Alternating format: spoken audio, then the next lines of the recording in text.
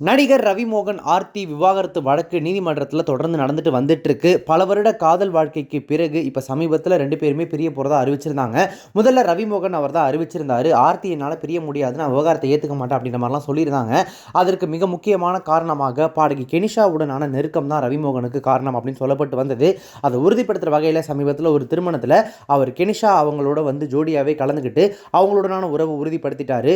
அது மட்டும் இல்லாமல் அவர் அடுத்தடுத்து வெளியிட்ட அறிக்கைகளில் ஆர்த்தி இதுக்கப்புறம் தன்னுடைய மனைவியை ஏற்றுக்கவே போகிறதில்ல, விவாகரத்து உறுதி அப்படின்ற மாதிரி சொல்லியிருந்தாரு. ஆர்த்தியும் அதுக்கு கிட்டத்தட்ட சம்மதிச்ச மாதிரி எனக்கு மாதம் 40 லட்சம் ரூபாய் நீங்கள் வந்து ஜீவனாம்சமாக வழங்கணும் அப்படின்னு சொல்லி கோர்ட்டில் தெரிவிச்சிருந்தாங்க. இப்படி போயிட்டு இருக்கிற நிலையில் 2 பேருமே ஒருத்தருக்கு ஒருத்தர் தாக்கி அறிக்கைகள் அடுத்தடுத்து வெளியிட்டு இருந்தாங்க.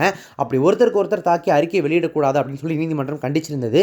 அதுக்கப்புறமா அறிக்கை வெளியிடுறதை நிறுத்தி வச்சிருந்தாங்க. இந்த நிலையில தான் பாடகி கெனிஷா என்னை பற்றி அவதூறு பதிவுகளை 48 மணி நேரத்தில் நீக்காவிட்டால் சட்ட நடவடிக்கை எடுக்கப்படும் அப்படின்னு சொல்லி சமூக வலைதளங்களுக்கு எச்சரிக்கை விடுத்திருந்தாங்க. இந்த நிலையில் தன்னை பற்றி சமூக வலைதளங்களில் பதிவிடப்பட்டுள்ள அவதூறு கருத்துக்களை 24 மணி நேரத்தில் நீக்க வேண்டும் அப்படின்னு சொல்லி மனைவி ஆர்த்தி மற்றும் மாமியார் சுஜாதா விஜயகுமார் ஆகியோருக்கு ரவிமோகன் தனது வழக்கறிஞர் மூலமாக நோட்டீஸ் அனுப்பியிருக்காரு. அதில் என்ன சொல்லியிருக்காரு அப்படின்னா, நடிகர் ரவிமோகன் திருமண சர்ச்சை தொடர்பான அனைத்து அவதூறு செய்திகளையும் 24 மணி நேரத்தில் நீக்க வேண்டும். ஃபேஸ்புக், இன்ஸ்டாகிராம், எக்ஸ் தளம், டெலிகிராம், வாட்ஸ்அப் என அனைத்து தளங்களுக்கும் இது பொருந்தும். அப்படி குறிப்பிட்ட காலத்துக்குள் அந்த பதிவுகள் நீக்கப்படவில்லை என்றால் சட்டப்படி நடவடிக்கை எடுக்கப்படும் அப்படின்னு சொல்லிட்டு அந்த அறிக்கையில் தன்னுடைய வழக்கறிஞர் மூலமாக அவர் குறிப்பிட்டிருக்காரு.